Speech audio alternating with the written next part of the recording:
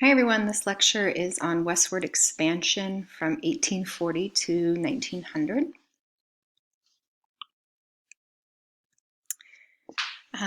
First starting to look at the spirit of expansion, the term we hear over and over again in this reading is manifest destiny, which was a term that was coined by John O'Sullivan, who was a magazine editor in 1845, when he wrote that, quote, "It is our manifest destiny to overspread the continent allotted by Providence for the free development of our multiplying millions."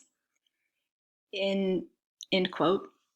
This was essentially, telling Americans that it was their destiny. They were divinely ordained to expand democratic institutions throughout the continent, to reach the West, to California, and along the way to spread their culture, their thoughts and customs, and expose the native inhabitants to Protestant institutions, and more importantly, show them new ways to develop the land, right? To quote unquote progress.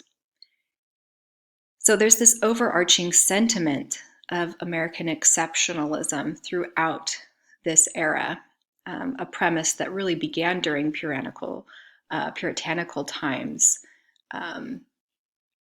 with the John Winthrop's, "City Upon a Hill" speech.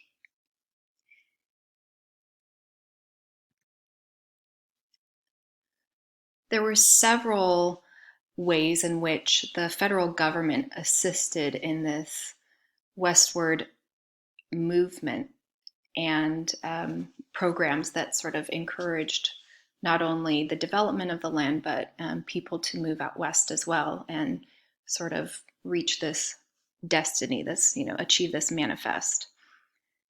Congress passed two significant pieces of legislation in 1862, the Homestead Act and the Pacific Railway Act. The Homestead Act allowed any head of household or individual over the age of 21, including unmarried women, to receive about 160 acres for just a small filing fee.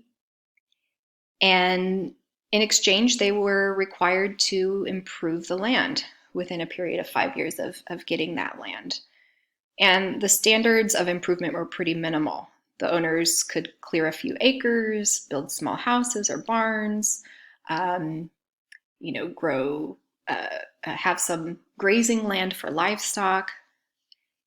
And under this act, the government transferred over 270 million acres of public land to private citizens. So in this way, there was a huge opportunity for people to gain land, and in some ways, land is still a form of autonomy, of power, and it was a real opportunity for women and African Americans because they were included in the Homestead Act and who was eligible. The other act that Congress passes is the Pacific Railway Act, and this was pivotal in helping get settlers out west more quickly, and as well as moving farm products and later cattle and mining deposits back east. So this was going to be crucial to integrating the economy in the west to the east. So this was the first of many railway initiatives. The act commissioned the Union Pacific Railroad to build new track west from Omaha, Nebraska to the Central Pacific Railway, and it moved the east from Sacramento, California. So really pivotal in allowing people to get out west more quickly. They're no longer having to, do the old covered wagon scenario where it would take months and months and months. The Hispanic Southwest, we see as people are moving out west, several 100,000 Hispanics had already settled in the American Southwest prior to the U.S. government seizing the land during the Mexican-American War from 1846 to 1848. The Treaty of Guadalupe Hidalgo, which ended the Mexican-American War in 1848, granted American citizenship to those who chose to stay in the U.S. as the land switched from Mexican to U.S. ownership. And so under the conditions of the treaty, Mexicans retained the right to their language, religion, and culture, as well as their property, their land.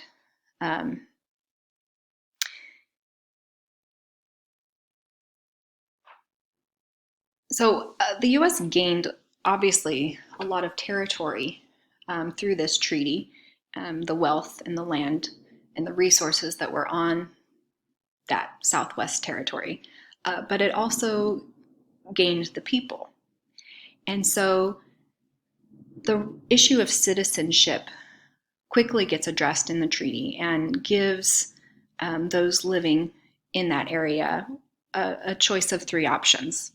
One, they could declare their intent to live in the U.S., but retain Mexican citizenship and therefore not be protected to the rights guaranteed by the Constitution. Two, they could become U.S. citizens with all the rights under the Constitution. Or three, they could leave and go back to Mexico.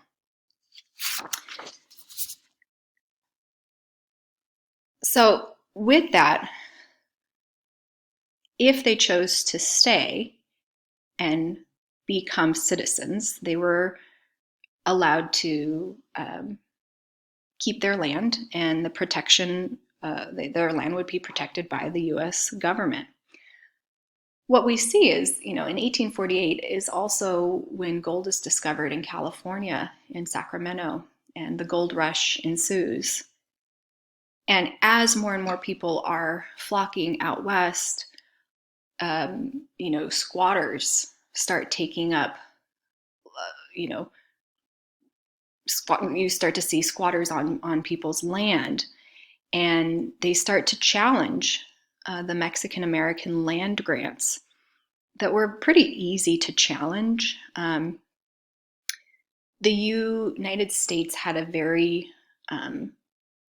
very technical grid system in which they measured everything. Everything was plotted and measured to a T.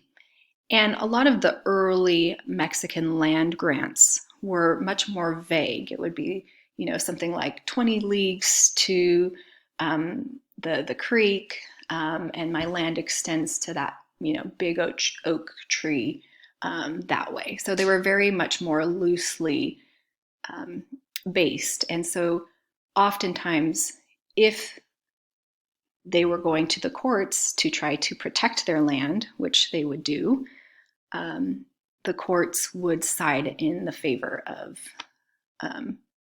of those that were challenging the land grants. And so we see that a lot of land is actually lost this way. The courts often sided with Anglo-Americans, and also if they perhaps did side with the Hispanics, the court costs, the translators, the lawyers, etc., ended up being so costly that they might have to sell their land anyways to pay for the legal costs. So in many ways, this is the beginning of this sort of ethnocentrism that we see in the American Southwest. White Americans, in the spirit of manifest destiny and their providential mission, felt they had more of a right to the land, the good land, and the good resources than the people that were already there. And this is especially true when we see the gold rush. And there's discrimination that already is being played out against the Spanish-speaking or non-English-speaking people. And you start to see actually lynchings occur in California during the gold rush because of this.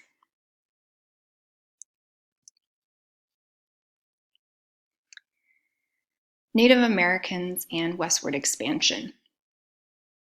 The incorporation of the West really spelled dooms for the Plains Indians. As settlers were encroaching on their land, you see bloody conflicts break out between the 1850s and 1890. The U.S. government had previously been dealing with Native American land through the treaty system.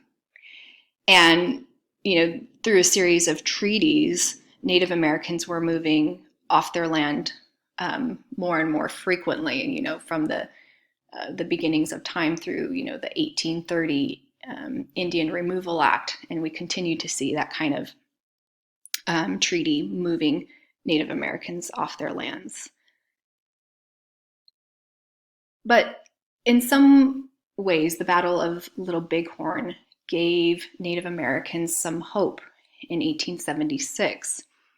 It was the famous battle where Sitting Bull was able to encourage a sort of pan-Indian resistance to the US and was able to get neighboring tribes to join together in an effort to resist being driven off of their land. Custer's cavalry makes the mistake of attacking what he thought was a small encampment of Sitting Bull's warriors, only to be surprised by a nearly 3,000 Native American warriors, resulting in the greatest loss, the single greatest loss of U.S. soldiers to Native Americans in this era. So this success sort of gave Native Americans, I guess, some hope that there could be, if they were to join together, if they were to sort of pan together, they could potentially thwart being removed from their land.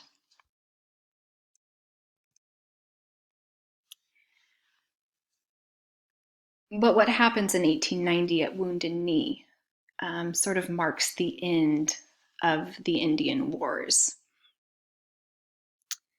The ghost dance was a dance, a chant that Native American peoples practiced. It sort of told of a story where a Messiah would come and relieve the Native American peoples of their suffering, that it would bring back the buffalo and return the land of the native people to them. And these ghost dances often worried white Americans because it sort of gave, it was a sign of agitation that maybe they were again rising, that they were going to resist, and that memory of Custer's defeat is sort of in the minds of all of these white Americans that are out west. And so in 1890 in South Dakota, the Lakota people were performing a ghost dance, and the American military 7th Cavalry went in to quell or control the dancers. And when they did, the Lakota dancers were prepared to surrender pretty immediately when a young Lakota's rifle went off accidentally and led to a standoff that resulted in a deadly battle. Between 150 and 200 Native Americans were killed, mostly women and children. And what is most notable in the long-term impact of this battle is that it really marked the end of Indian resistance. It's considered to be the last battle. After Wounded Knee, there's sort of this realization or this acceptance that Native Americans would be no match to the U.S. Military. And what we see really take off in the end of the 19th century, and especially after Wounded Knee, is just a program to assimilate, Americanize Native Americans. By the 1880s, you see clergymen, government officials, social workers, reformers, all working to assimilate Native Americans into a Euro-American culture. We see the 1887 Dawes Severalty Act as an effort to break up the tribal system. Land would be given to American families, as long as they sort of separated from their tribe. They would have to kind of consider themselves or recognize themselves as a nuclear family, and then they would be given some land, either 160 acres of farmland or 320 acres of grazing land. And any of the rest of the land, any of the rest of the tribal land would be sold to white Americans. So this was a way of breaking up the tribal structure and trying to integrate Native Americans into the U.S. society. We also see an effort to Christianize, missionary efforts to go in and teach the tribes and Native Americans about Christianity, and in the same effort, a lot of these missions were to also implement the Dawes Act, right? So not only are they going to encourage the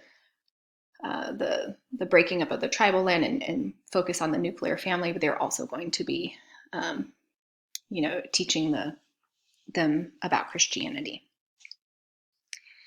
And probably more famously, we see Americanization efforts through the education system. The Bureau of Indian Affairs at this time was encouraging Native Americans to send their children to boarding schools, get them off the tribal land, send them into the boarding schools where they would be, indoctrinated and educated in Euro-American culture. But also they would not be able to speak their native language or dress in their native clothing or look, have their hair long or anything like that. So it was sort of a whitewashing of their culture. Carlisi Indian School is probably most famous, and you see that in your textbooks. Just some of the documents that you can find there are really fascinating to see what the school, what it would have been like for these children. The Indian schools tended to focus on vocational training for the boys and domestic training for girls. And this was probably the most, in some ways, successful efforts at assimilation, because they were focusing on the younger generations who would go on and, teach that to their children as well. So in some ways we can kind of think, is this the end of manifest destiny, right? That in some ways, the Native American spirit was destroyed at Wounded Knee, and it proved that, the tribes were no match for the U.S. military. So the choice becomes for Native Americans: do we join and assimilate? Do we resist and lose our lands and possibly die? That was very complicated and a very hard decision for Native Americans to make, because there was no great choice, as we see.